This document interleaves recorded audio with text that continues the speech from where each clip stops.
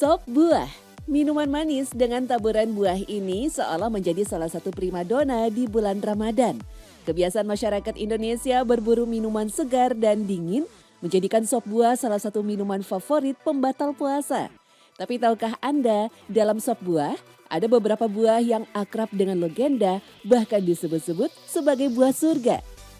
Secret Story mengungkap rahasia di balik cerita.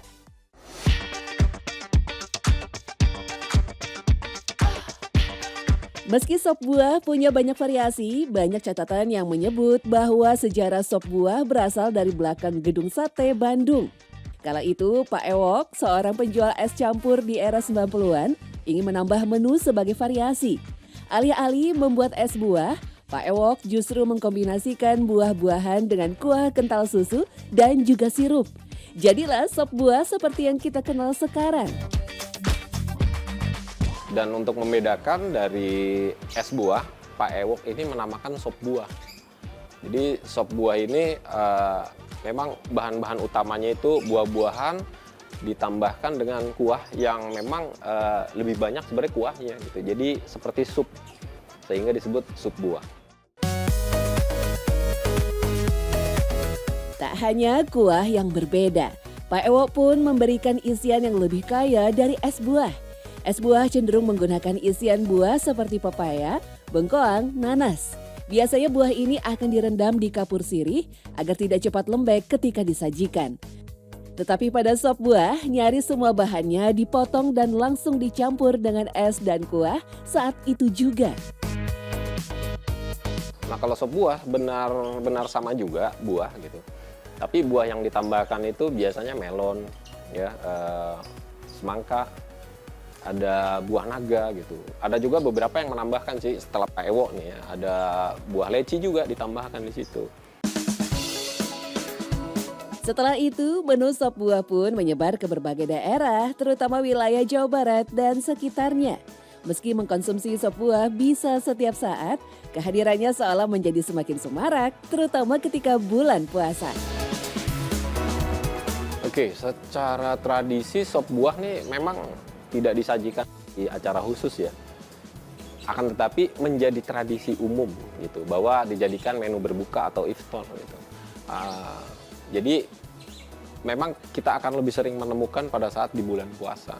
Karena pada saat berbuka ini kan misalnya orang es buah ya, dari rasa asam manisnya tuh bisa menimbulkan rasa segar di tubuh. Atau sop buah yang memang lebih kuat rasa manisnya gitu. Rasa manis itu juga bisa menambah energi. Salah satu isian sop buah yang hampir selalu ada ialah buah naga.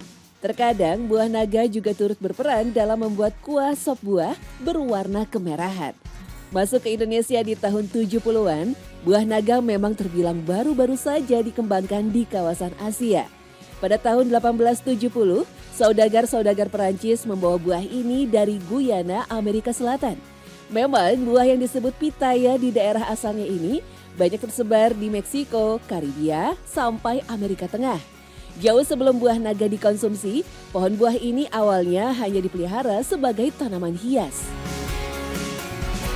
Karena bentuk kaktus itu kalau dijadikan tanaman hias, itu kan lebih hemat. Tidak perlu banyak menyiram, kemudian daunnya tidak ada yang berguguran seperti tanaman yang lain, sehingga perawatannya lebih mudah. Uniknya, tanaman yang memang berbentuk seperti kaktus ini dikonsumsi dari ketidaksengajaan. Awalnya suku Indian di belahan Amerika Selatan memakannya hanya untuk bertahan hidup. Orang-orang Indian yang tersesat di gurun pasir, mereka kemudian menyelamatkan dirinya itu dengan memakan buah-buah kaktus. Salah satu buah kaktus itu adalah pitaya, itu buah naga itu. Selain itu, bagi masyarakat Tionghoa sendiri, rupanya buah naga pun dianggap sebagai salah satu buah yang sakral. Selain sebagai buah persembahan leluhur, buah naga juga dipercaya akan bisa mendatangkan berkah. Karena itu pada awalnya tahun 77-an di Indonesia, orang Betawi menyebutnya buah kelenteng, bukan buah naga. karena adanya di kelenteng-kelenteng. Dan waktu itu masih diimpor ya, lebih banyaknya diimpor. Nah, ketika dipersembahkan di kelenteng itu, yang di kelenteng itu ada patung naga hijau 2 kiri kanan, lalu kemudian buahnya yang merah dipersembahkan di tengah-tengah. Kemudian banyak pula mitos yang menyebut bahwa buah naga adalah jelmaan dari hewan naga sendiri. Memang penyebutan buah naga atau dragon fruit sendiri dipengaruhi oleh budaya Cina. Masyarakat Tionghoa biasa menyebut buah ini sebagai tangloy atau secara harfiah buah naga. Orang Eropa lalu ikut menyebutnya dragon fruit. Bentuk luarnya, kulit luarnya yang seperti sisik ular, itu kemudian kita bisa mengasosiasikan. Ular yang terbaik di dalam mitologi yang sudah ada, itu adalah ular yang bermahkota. Ular yang bermahkota, itu dalam mitologi Hindu, itu disebutnya dengan naga. Selain buah naga, isian sop buah yang sering kita jumpai adalah anggur. Dalam Islam, rupanya anggur menjadi salah satu buah yang istimewa. Bahkan Al-Quran menyebut kata anggur sampai 14 kali. Oleh karena itulah, banyak ahli tafsir yang menganggap anggur adalah salah satu buah yang akan ada di surga nanti. Dan Allah Subhanahu wa taala menyebutkan bahwa buah anggur itu menjadi salah satu dari tanda-tanda kebesaran Allah. Itu Allah sebutkan di dalam surah An-Nahl ayat ke-11. Inna fi dzalika la ayatil liqaumi yatafakkarun. Sesungguhnya pada yang demikian itu terdapat tanda-tanda kebesaran Allah bagi orang-orang yang berpikir. Artinya ketika Allah menyandingkan sesuatu itu dengan tanda-tanda kebesarannya, berarti sesuatu ini memiliki hal yang sangat istimewa.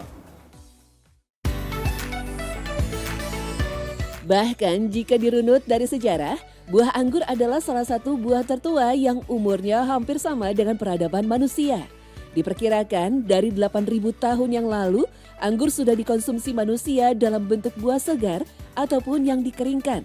Buah asli Timur Tengah ini mulai tersebar luas pada era Kekaisaran Romawi. Pertumbuhannya menyebar ke daerah lain di Eropa, serta Afrika Utara dan akhirnya di Amerika Utara. Tak terhitung memang jurnal sains yang menulis tentang manfaat buah anggur. Dari manfaatnya sebagai pencegah sakit jantung, kanker payudara, sampai menghilangkan kerutan di wajah. Selain itu di dalam kitab-kitab Tibun Nabawi, pengobatan Nabawi, itu juga buah anggur disebutkan memiliki manfaat yang sangat baik untuk berbagai macam keluhan-keluhan penyakit lambung. Bagaimana? Sudah siap menyantap buah-buahan surga?